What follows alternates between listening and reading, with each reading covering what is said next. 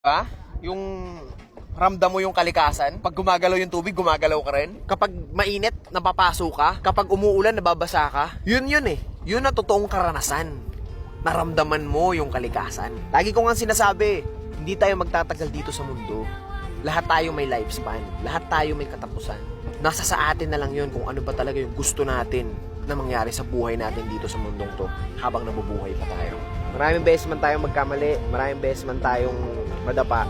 Kung ganun din karaming beses natin itatama ang mga mali, at kung ganun din karaming beses tayo babangon sa pagkadapa, parehas lang yun. Pag natalo ka, laban lang, mananalo ka rin. Lahat ng bagay sa mundo may kabaliktaran.